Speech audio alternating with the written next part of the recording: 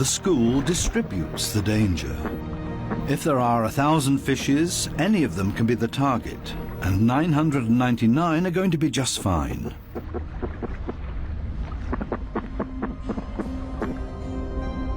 But what about loners, or those that live as a couple?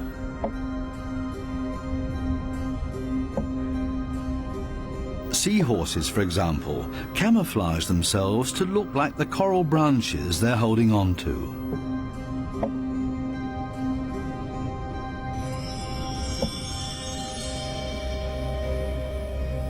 Even more difficult to see, where is the animal here?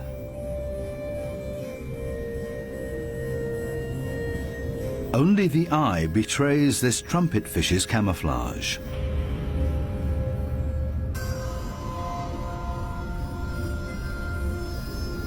They do everything to not look like themselves, ornate ghost pipe fishes.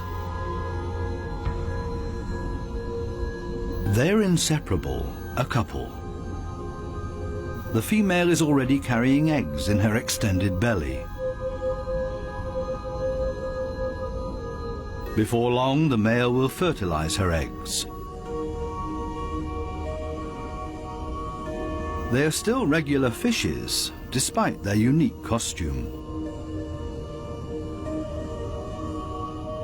This one looks like torn-off seagrass. The spiny wasp fish rocks back and forth in the current.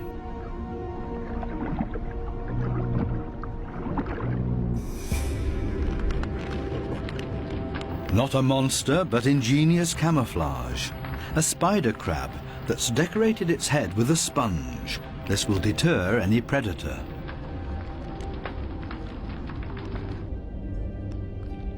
Another great camouflage, a barrel decorated with rocks. Only the movement of the gills betrays this stonefish.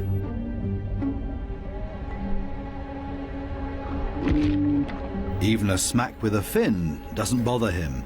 The fish knows it will not hurt him. It only shoves him a little further to the side.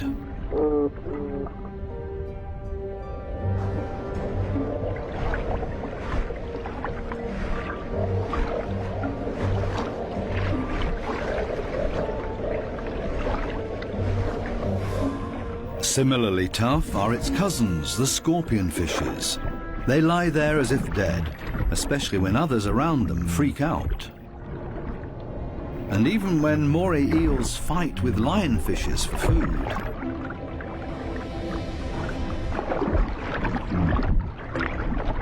The scorpionfish lies in wait for its chance, and then immediately becomes completely motionless again.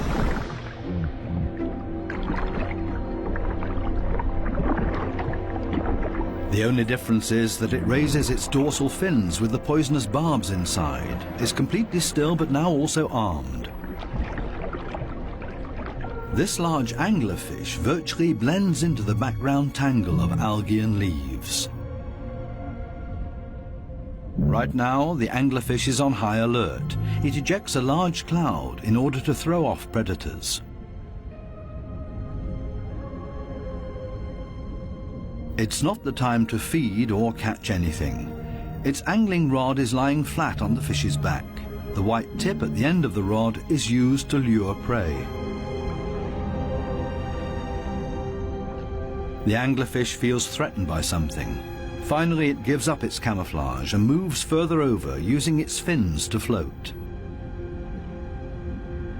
As soon as the fish retracts the fins, it sinks to the ocean floor. Anglerfishes come in all kinds of shapes and sizes. Their trick is ingenious, using the angling rod as a lure. And every curious little fish becomes dinner. Many animals, including ocean inhabitants, communicate with a mixture of sounds and behavior. Everybody has to look out for their own survival in this metropolis of ocean inhabitants. But it seems maybe not quite everybody does it by themselves. The partner goby has come to an agreement with two pistol shrimps. The goby keeps an eye on things while the shrimps keep maintaining their hole. Larger rocks at the entrance are ideal for securing it.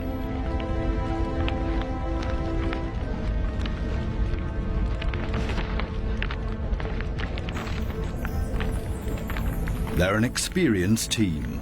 The shrimps keep in constant contact with the goby and even massage the fish's belly. The goby will get nervous without these gestures from the shrimps. The pistol shrimps need a cool and collected bouncer at their entrance.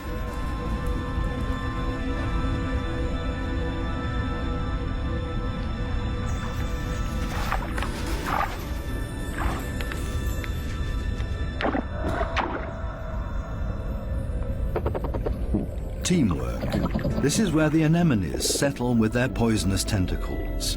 Whoever gets caught by those will pay for it dearly or lose their life.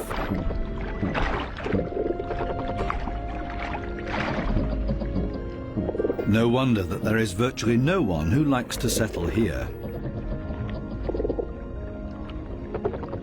The little clownfishes are the only ones that know how to deal with these tentacles.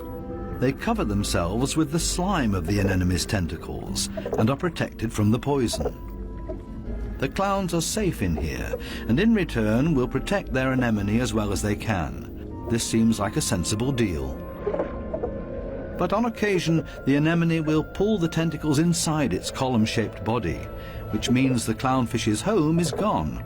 When this happens, they panic and look for another anemone that they can hide in for the time being. Unfortunately, this one is already occupied, and the next one as well, and this means having to fight its current owner. There's much to lose for the clowns. Without the anemone, they can't procreate. The clownfishes attach their eggs to the bottom of the column-shaped foot of their anemone, hidden behind the poisonous tentacles.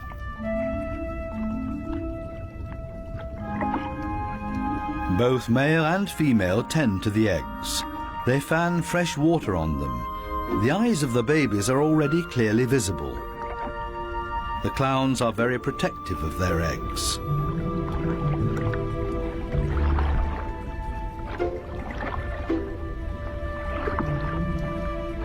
It takes the two of them to protect their offspring, and only in conjunction with the anemone.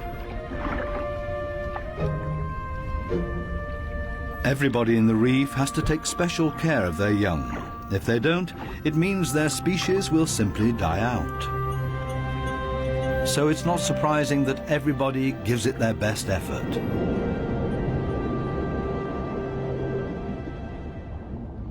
This triggerfish has hidden its offspring in a small hollow in the sandy ocean floor, and this means having to constantly protect this open egg site.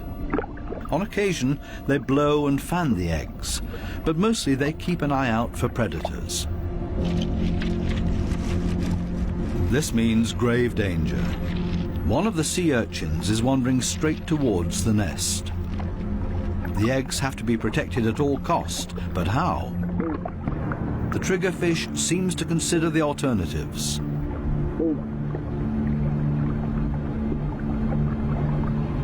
But then it blows and then rams the sea urchin.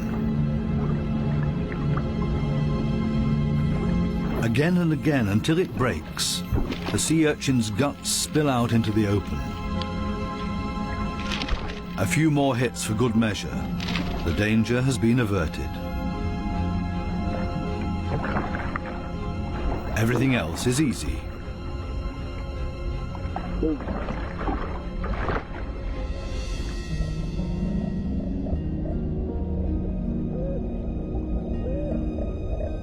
Two little damselfishes cling to a coral branch, a pretty and obviously inseparable pair.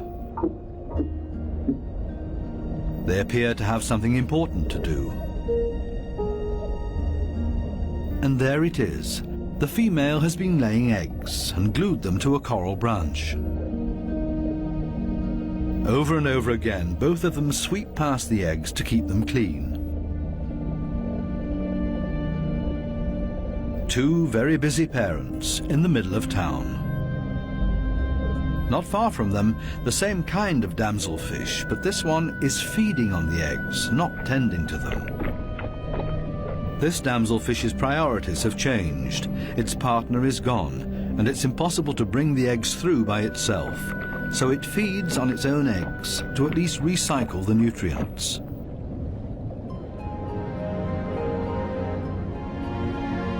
There are many different strategies to give one's offspring a good start. Some are surprisingly easy.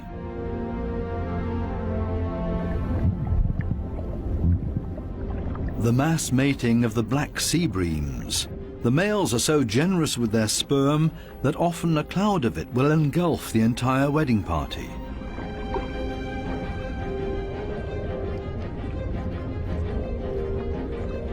Countless couples and constantly in motion. A predator would have a hard time to find its bearings in this schooling behavior.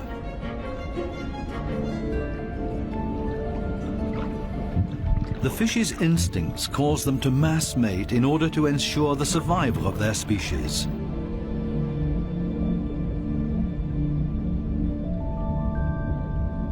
Cardinal fishes have their own clever means of child protection.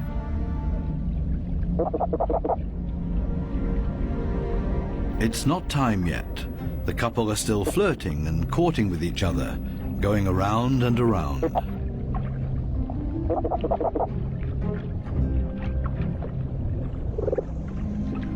We'll leave them to it and take a detour to a couple not quite as gentle with each other. Monkfishes live in groups, and their nests are very close to one another. As a result, all the fishes are alerted to a predator nearing their nests.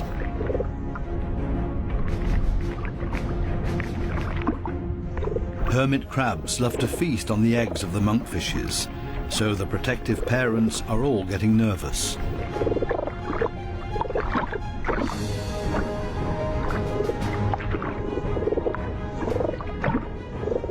The hermit crab is still far enough away and currently busy with something else.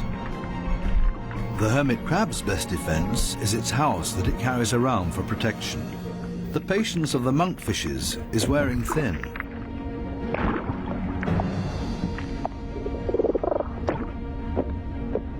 Now everyone attacks in order to bowl the crab away from their nests.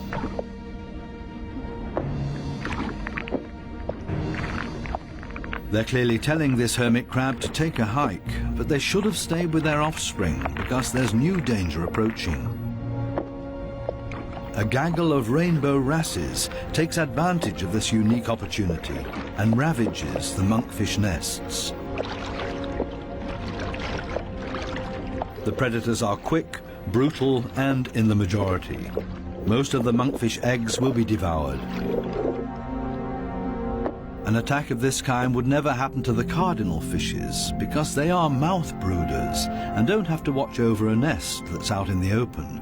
The males carry the eggs in their mouths, up to 20,000 of them.